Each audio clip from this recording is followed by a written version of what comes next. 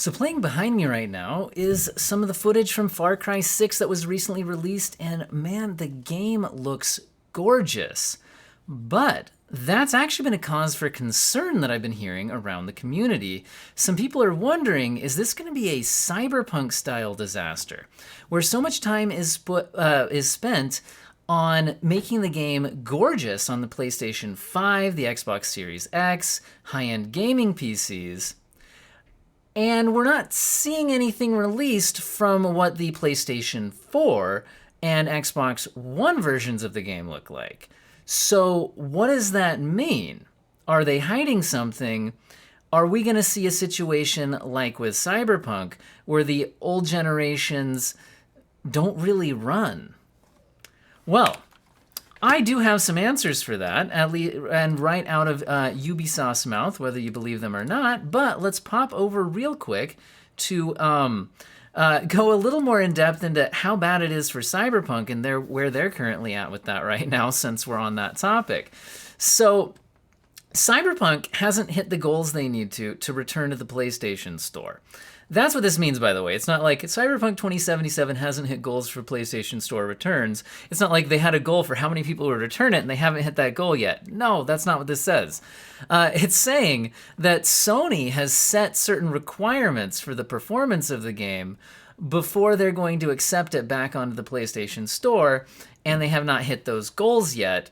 And we're also seeing that this is delaying their work on further AAA games that they wanted to start right now, because they're still spending so much time working here. Now, I don't want to bog down in this because I do want to talk more about Far Cry, but a few interesting quotes here. By the way, I'll link all of my articles in the description to this video, as my subscribers are used to. Thank you, subscribers. You guys are beautiful people.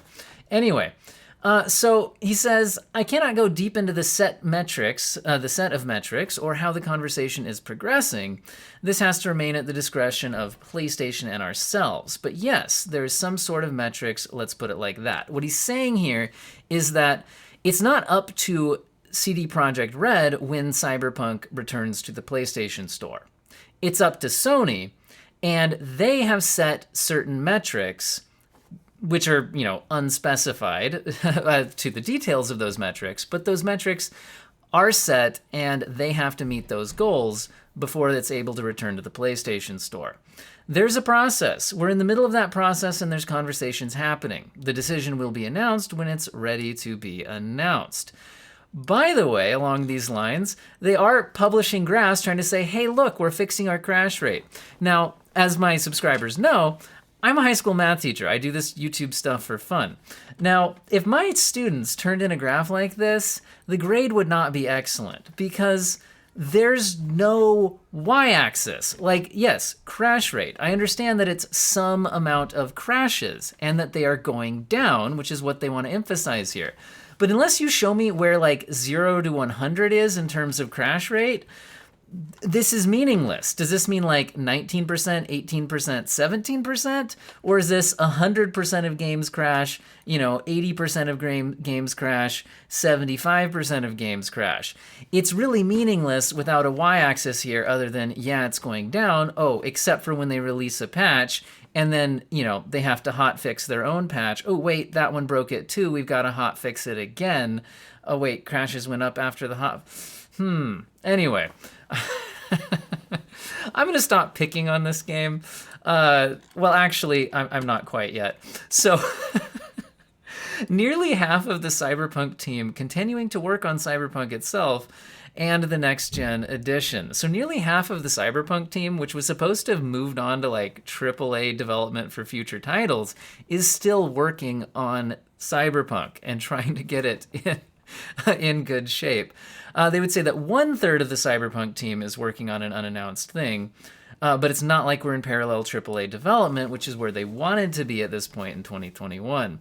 Okay, I really am going to stop picking on Cyberpunk. By the way, I actually really enjoyed Cyberpunk, but I have a decent gaming PC. I feel very bad for the people who were on the last-gen consoles. Anyway, back to Far Cry for a second.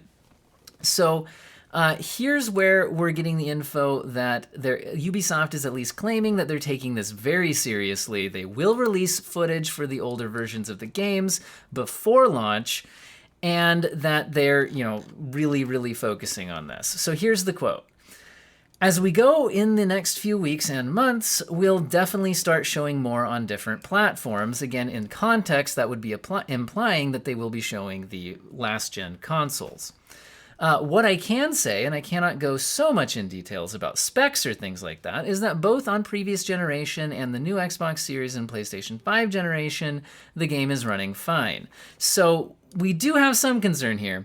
What does running fine mean? Exactly. But he is saying that on previous generation, the game is running fine. Whatever that means, okay?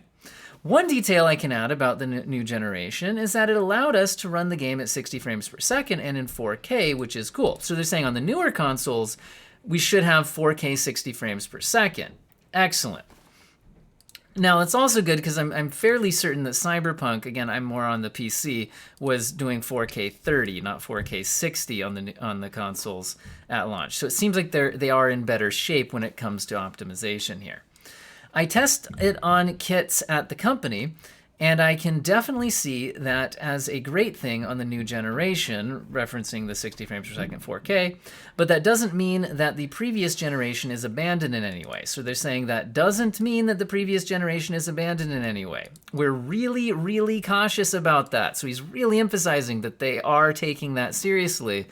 So we'll show more detail and more info very soon.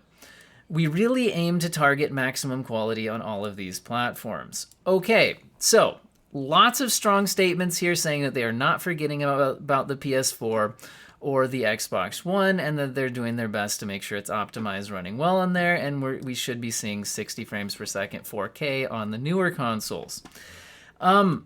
By the way, we are aware that this should be launching on October 7th, and it does come with the free next-gen upgrade for people who buy it on the Xbox One or PS4. So if you buy it on those consoles at the moment, then you will be good to go if you upgrade platforms in the future. Now, if you're on PC, and I know my channel is generally tech-focused, but with definitely more of a PC focus, if you're running, can you run the game? Well, I'll cover this as things develop, but currently there are no system requirements released. If you try to find it on the Ubisoft website, they don't exist. If you Google this and you think, oh, there they are, no, this is predicted. All these sites who claim that they have a system requirement list for this game, Far Cry 6, are lying to you. Well, they're actually probably telling the truth and they say predicted. If they don't say predicted, then they're lying to you. So it's not out yet. Now, I plan on following this, and as soon as we do have official Far Cry 6 system requirements, I plan on releasing a video where I both go over what they are, and then I will try to add in further details about, okay, usually they'll give like a minimum GPU and a recommended GPU. I'll try to add in where do other GPUs fall on that scale to help you understand that, and I will also add in where I think they're targeting in terms of resolution and frames per second if they don't give that to us. I hope they do. So anyway, we'll see where we go. I don't want to waste your guys' time. I do read every comment on my channel. I reply to as many as I can, so feel free to get some discussion going down there. I love to participate, and I hope you guys have an excellent day.